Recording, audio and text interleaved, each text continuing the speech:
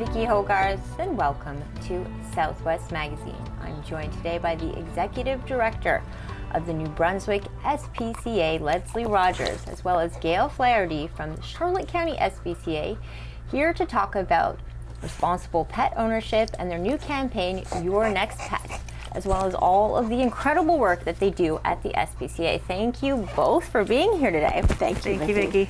Lesley, let's start off just by talking about the Your Next Pet campaign.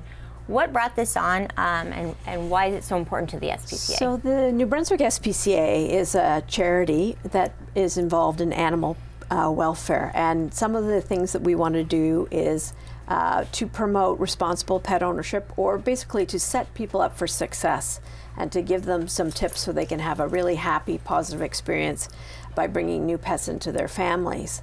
And we have a responsibility to do public education, and we were aware of a successful campaign in neighboring province, and we wanted to bring that to New Brunswickers, because we all hear the stories when people don't quite have an expectation. We also are responsible for enforcing provincial animal protection laws, and these laws include a licensing program, pet establishment license for all dog breeders, and the requirement for all cats or dogs sold in New Brunswick to have a up-to-date veterinary certificate of health. So we want to give potential new pet owners some good ideas and some questions to do to try and make a perfect match so they can have a long and happy life together. And, you know, there's some responsibility involved in doing that. We also want to promote with our partners the adoption of these beautiful pets like Jenna. Like Jenna, who I cannot believe I didn't introduce before. My other guest, Jenna, who's here. And Gail, maybe you can tell us a little bit about Jenna. Jenna is a 2-year-old mixed breed. We think she's probably a terrier mix. She came in, she was an owner's surrender. She was recently acquired in February by her owner, and she promptly went into heat, and they had 2 other dogs in the household, and she and one of the other dogs were not getting along very well. So she came to us. So that's another thing that goes with what Lesley says, is when you're adding another pet that you know, you have to make sure it's a good fit and a good mix. And so Jenna's at the Charlotte County SPCA. Yes. How would you know if a dog like Jenna or any type of dog would be the right dog for you? Obviously, there is some matching in terms of lifestyle that makes, whether it's an older dog that you might be better suited for, a smaller dog. So we talk to people a lot about, and we ask people to really write out a list of your musts and your deal breakers. So if you're looking for a small dog, we'll run into that, and small dogs sometimes aren't as readily available. They may decide to get a puppy that's a large breed who is small at the time but is growing. So we really encourage people to stick to what they're looking for, and our part is to really watch the dogs and assess them and let people know what our observations are, what we've seen, what we know of their history, if we have a history. And then it's a discussion with the owner, with the new potential owner, to see if they may be a match. You know, it's a lot of, this may happen, are you prepared if this may happen? Or with puppies in particular, it's a lot of, do you have somebody every 4 hours that can tend this puppy? And that's a big thing now in this busy world. So yeah, I think one of the things with Your Next Pet is really about encouraging people to be honest with themselves about how much time you have available, to do your research to know what the true cost of pet ownership is, because, you know, it involves more than just your first sets of shots or getting your animal spayed or neutered. It's ongoing. It can be if you travel, are you going to be able to bring this animal with you? Do you need to board the animal? And grooming, I think, is often overtaken. If you have a doodle, you know that they need to be groomed, and if they're not groomed regularly, it can be quite painful for the animal. So we want people to do that. I mean, you can have aspirations to be really active and that the dog is going to help you be really active, but if you have a high energy dog, a working dog, like Jenna might be, who wants to be, you know, an hour of exercise twice a day, and you're not doing that already, then, you know, you can't, it's not fair to the animal to do that. I mean, I joke that that's what gym memberships are for, right? So that you pay, but you may or may not go.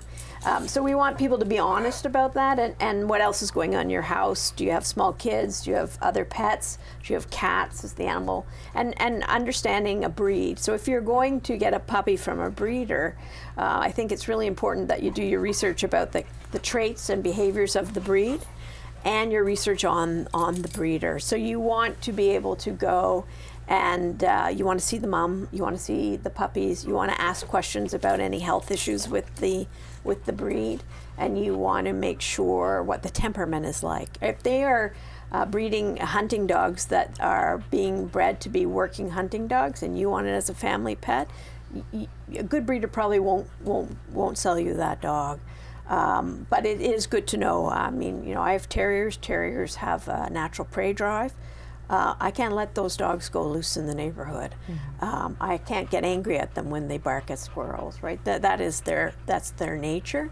They're fabulous, loving pets, but they have certain characteristics that don't go away. So it's really important to go in with your eyes open and to ask lots of questions. And when the breeder is interviewing you and asking for references and questions, or the shelter, that's a good sign. They want a long, forever match, and they are intrinsically placing people who've become part of their family, whether it be at the animal shelter or the breeder, in your home, and they want to set you up for success as well. So that's really what we want to encourage people to do, and to get out there and to make sure they know what they want to do. I say that, you know, cats provide great companionship without having other aspects to your life. They are a really good addition to any family if you don't have allergies, and to consider those things before you get going, because we all know once you see the puppy's pictures, it's hard to say no. And if people are looking on Kijiji and seeing those pictures, you really need to go further when you're exploring to make sure you're getting a happy and healthy pet and supporting a responsible breeder.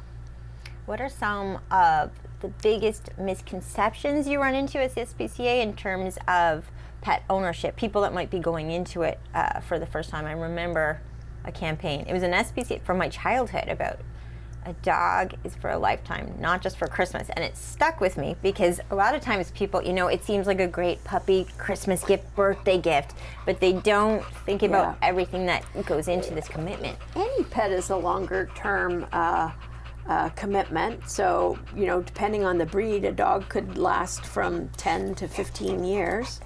And dogs' needs change over time. So I think you need to think about that and what some of those things will do. Most dogs will adapt to your life too, and you know, if they like to travel, they'll travel with you. But you need to think about that. You know, if you want a puppy now and 2 years from now you're thinking you're going to move to another country, then you may want to wonder what that's about. Same as we head into Easter, people like to give bunnies as Easter gifts, but bunnies last a long time. They cost money to be spayed. They still need the right kind of environment to thrive. They can be great pets, but they need care, and they cannot be left on their own when you tire of them. And unfortunately, we see that this past year we've had a record high year of calls at the New Brunswick SPCA for animal welfare calls, and the highest number for abandoned animals. So people who are really struggling, they have a pet, they can't find housing for their pet, or their housing they're losing their housing and they leave the pet behind, or unfortunately people leaving animals out in the the wild, and it really, we want to take all the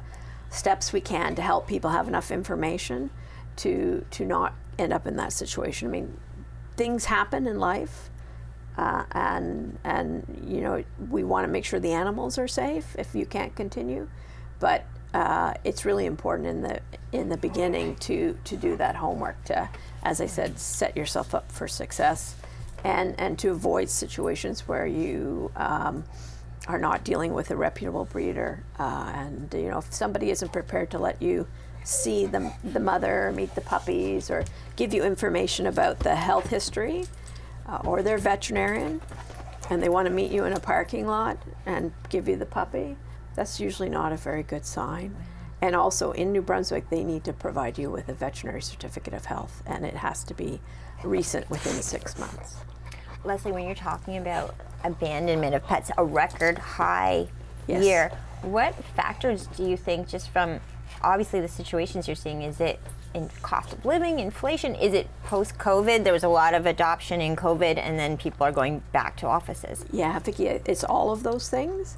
And Gail will be able to, they see it firsthand too. We only bring we'll probably represent 10% of the animals that end up in animal shelters come from the New Brunswick SPCA. I think we brought over 600 last year to the animal shelters. But it is about the cost of living. It's very difficult for a lot of people, and including the precariousness of housing.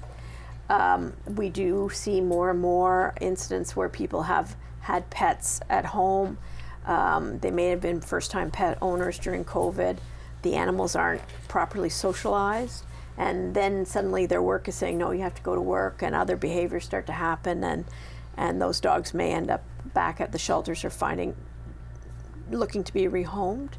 The other is seniors. Demographically, we have the highest amount of seniors, and when people are sick, or they pass away, or their situation changes and they are going to a different level of care and they can't bring their animals, we encourage them to reach out, make a plan with your family, but sometimes your family members aren't living in the same place anymore. They're in another province, and we like to see people make those plans, but in the end, we're here to make sure the animals are safe, right? And that's, for us, we're all about the animals, and that's what it all comes down to. And Gail, I wonder what that looks like on a local level. What's it been like at the SPCA in Charlotte County in St. Stephen? On a local level, we're seeing the same problems that we're seeing provincially and across Canada. Housing is a big issue.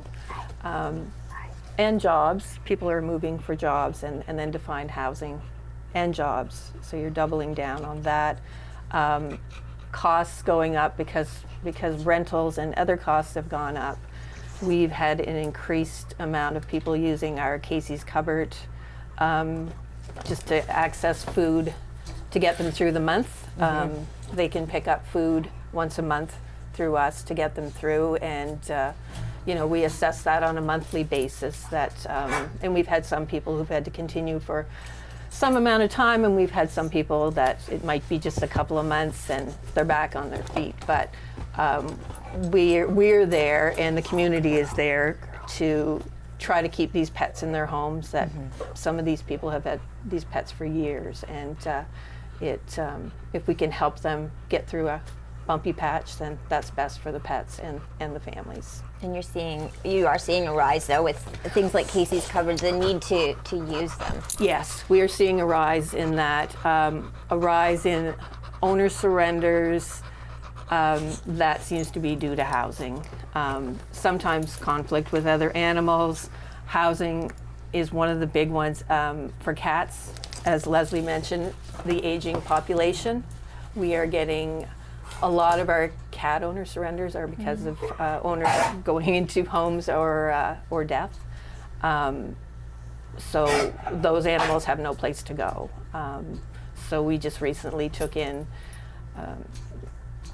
quite a few cats from a person who passed away, and so that's what we are seeing a lot of. yeah. And Lesley, how does the SPCA, if people are looking to adopt, help people make sure their homes are ready and that they are prepared for this life-changing experience. So that work really comes at the shelter level when they're doing that. So we want to make sure, just like if you're, I've always had pets, cats and dogs, I think my entire life, and I recently adopted a kitten, and it's been a while since I had a kitten, and they do get into everywhere, and you need to be ready for that, and have the shelter will help me and coach me with the water bottle and the like to manage the cat and the like. It's a lot easier adjustment, but the same with the puppy is getting ready and being able to have the schedule and the time, particularly when they are going through that period where they're learning to go to the bathroom outside and puppy train them. And Gail probably has better tips than me in that way, but it's knowing that you need to spend some time. Someone has to check on the puppy. You can't be there 8 hours by itself. Right. It's a conversation with people, and sometimes people learn new things, and sometimes we learn new things. We're always learning too. So it's really an open-ended conversation, and people have to think about the future and start planning and preparing for a new pet. And if this happens, then what happens? If I have to do this, then what will happen to the dog or cat? It's hard for a lot of people to plan long-term right now because of the job and housing situation. But as best you can, it's always good to kind of sit down and think, am I in a you really need to be in kind of a stable place to add a pet. When it comes to pets that might come with a past and maybe some trauma, and you have a family or an individual wanting to adopt them, how do you suggest they deal with maybe behavioral issues or training that the dog or cat might need? So, for our part, a lot of the information we give to people is, your first question is the animal have pain, or do they need vet care? Like, if there's a behavior that starts. The second is, are the animal's needs being met? So a dog like Jenna, she has specific needs. She needs exercise. They need attention. They're social animals. And then you go from there, and then we would advise people to find a trainer that they have a good relationship with, and then also advise them on ways to put management up in their home, whether it be baby gates, crates, training the dog to go to a certain place, and a mat. For cats, are they being enriched? Do you have trees? Can they get up high? Do they have a place to hide? So there's lots of things that people can do to get prepared, and when they do have a pet, and the main thing is, don't let the behavior be practiced. So the minute you notice something that you think this is becoming a problem, that's the time to get on top of it, and not when the behavior has been practiced for so long that it makes it difficult. And with young dogs, if you're getting a young dog, it is much easier to prevent problem behaviors than to fix them afterwards. So that's going into what Lesley said about having the time and having a plan. You really do have to plan out, and we really do advise people to, whether you think you need it or not, it is good for you to go to puppy school or go to training classes, because it helps you develop a relationship with your dog. And Lesley, I'd love to hear on a broader scale, what are some of the biggest challenges that the SPCA is looking at right now? One is we have some major ones in terms of abandonment or people not being able to care for their pets, including medical care. We've had a high number. Last year we spent $150,000 in veterinary bills, and that is really in helping out animals that are in immediate need that when they come into contact with their officers. The other issue we have is we also have a responsibility as a provincial SPCA for farm animals. We really, from a cruelty perspective, we deal with all animals. And recently we've had some severe and significant cases involving horses and other livestock. So we see that, and so we have the economic challenges that people are having. We also have, I think it's experienced across the board challenges from a mental health perspective that are come up, and really animals touch all of those issues, because if there's violence in the home or a mental health issue or a substance abuse issue, those animals, like anybody other member of the family, feel that, and those are often cases that we end up getting involved in. And clearly our mandate is to make sure that the animals are safe and put their safety first, but we do it in a way trying to support people who are doing their very best, and if it's an economic issue, to try and connect them with resources in the community to help them get through, as Gail said, the difficult times. It's just that we've had a prolonged period of a lot of challenges and a lot of change that have made it very difficult for people and for all aspects of their everyday life. So, Gail, on that local level, what are the challenges that you face here in Charlotte County? Is it the sheer number of animals that are being abandoned, or is it helping people care for? Our numbers have been reasonable at the moment. The community is great here. We've had a lot of support, community support, in a lot of situations that have come up, that the community has been involved to help. That it's not always public knowledge, but our job now is, like Lesley has mentioned, we do have a lot of people going through hard times, and we want them to reach out to us and to get help, because we don't want situations where animals are starving. There's no need for any animal to be starving in Charlotte County. Reach out. If you need to surrender an animal, reach out. Sometimes we might be able to take them right away. Sometimes there may be a wait list. Our priority is our partnership with the SPCA and animals who have no place to go. So owner surrenders, we will take them as we can. But our priority is really animals that have no place to go. Now, I know in Charlotte County, the SPCA is one of people's favorite places to give back to. Yes. How can people give back, be it financial, or perhaps it's food, or just time if they can volunteer? All three. Right now we're in, a lot of people probably don't realize we're quite small. We're not a great number of people. We're always looking for people to help with fundraising. We have just started to get a few more new volunteers coming in to walk the dogs, and we've always had volunteers to do the cats, the morning cats in particular. We do have a couple of openings coming up for cat care in the mornings, and we're going to be trying to find people to cover those. So that would be a commitment of 2 hours one morning a week. That we would train people for. As far as fundraisers, donations, we will take any animal-related item. If it's not used at the shelter, it goes to our Casey's Cupboard people. So, yeah, there's just any number of ways that people can help. But right now, we'd certainly love to grow our number of volunteers. If there is someone watching at home right now who's become smitten with Jenna, how do they get in touch? We have a website, or we also have a Facebook page. If you search Charlotte County SPCA New Brunswick, either one of those will come up.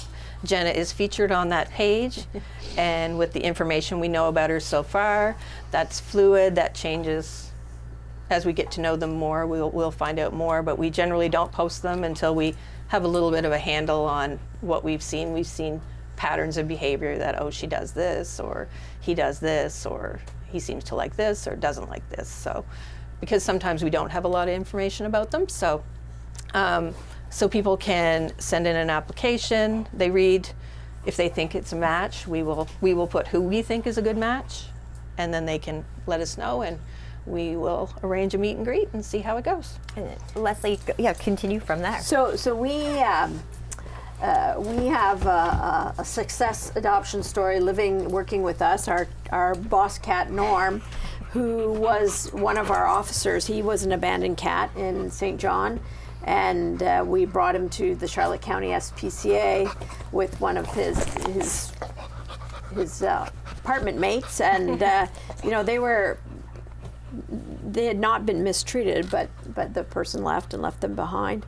And after he got fixed and was looked after at the shelter, we adopted him, and he's become our office cat. And he is quite the going concern. He does not miss a meeting, and he actually provides great comfort in the office to everyone, and as the greeter cat and part of our Christmas card campaign.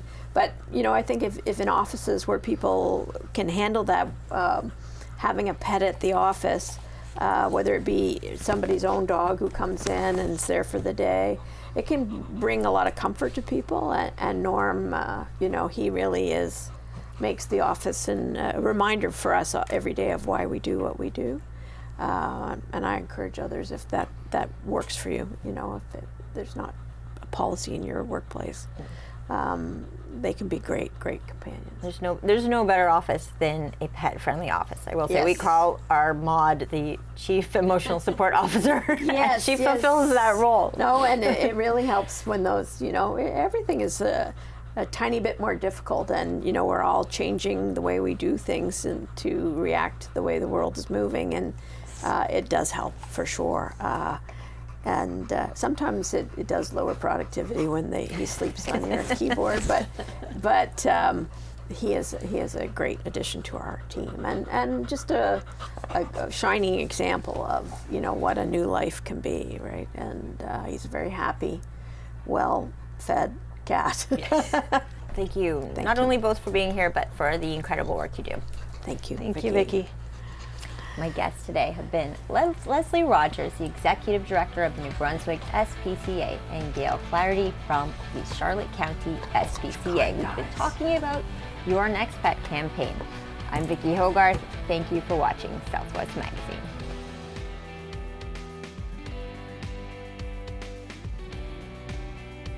Southwest Magazine is a news and public affairs production of CHCO Television.